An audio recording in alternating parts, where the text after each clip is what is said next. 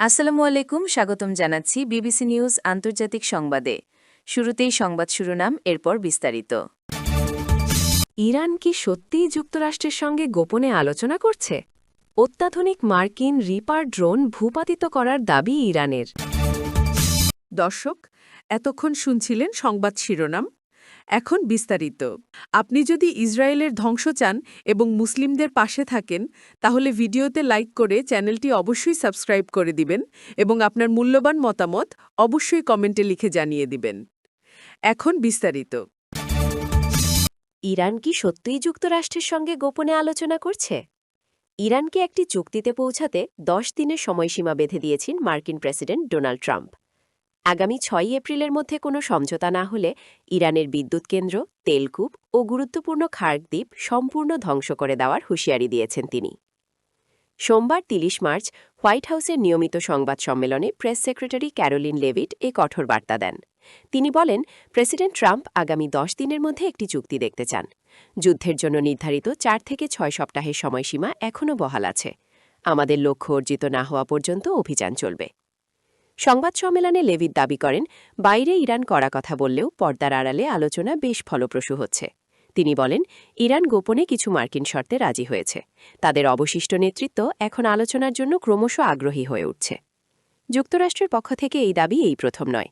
এর আগেও ট্রাম্প প্রশাসন দাবি করেছে যে পর্দার অন্তরালে তেহরানের সঙ্গে যুদ্ধবন্ধের আলোচনা চলছে।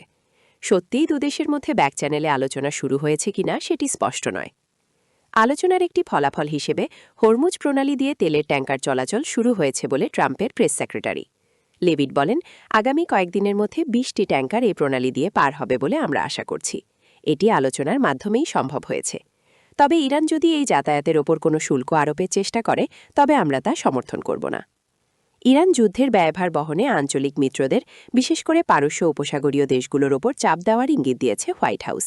ট্রাম্প এ বিষয়ে মিত্রদের ফোন করতে আগ্রহী বলে জানান লেভিট। তিনি বলেন, উপসাগরীয় মিত্ররা এই যুদ্ধের খরচ মেটাতে এগিয়ে আসুক, এমন একটি পরিকল্পনা প্রেসিডেন্টের মাথায় আছে। এ নিয়ে সামনে আরও বিস্তারিত জানা যাবে।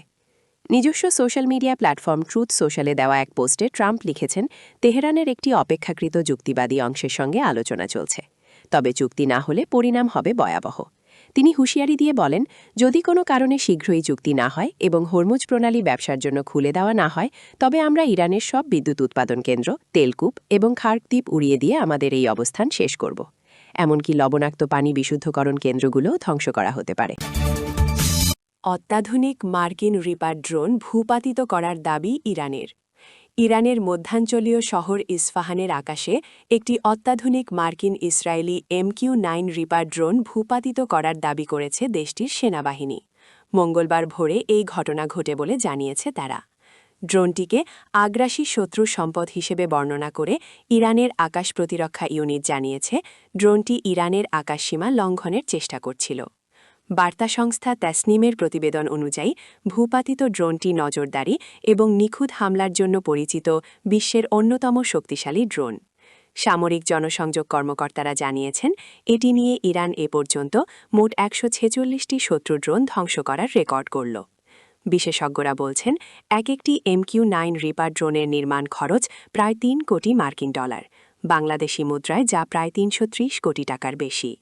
ইসনা নিউজ এজেন্সি জানিয়েছে, ড্রোন ভূপাতিত করার ঘটনার পাশাপাশি ইরানের বিভিন্ন স্থানে ব্যাপক বিমান ও ক্ষেপণাস্ত্র হামলা চালিয়েছে মার্কিন ইসরায়েলি বাহিনী। মার্কাজি প্রদেশের মাহাল্লাত শহরে গতরাতে চালানো এক ভয়াবহ হামলায় অন্তত 11 জন নিহত এবং 15 জন আহত হয়েছেন। এদিকে ওয়াল স্ট্রিট জার্নালের দেওয়া উদ্ধৃতিতে এক মার্কিন কর্মকর্তা জানিয়েছেন, মঙ্গলবার 31 মার্চ ভোররাতে ইস্ফাহানের এক গুরুত্বপূর্ণ অস্ত্র গুদামে হামলাটি চালানো হয়। এ হামলায় 2000 পাউন্ড প্রায় 907 কেজি ওজনের বাংকার বাস্টার বোমা ব্যবহার করা হয়। ওই কর্মকর্তা বলেন, এ হামলায় বিপুল সংখ্যক বাংকার বাস্টার ব্যবহার করা হয়েছে।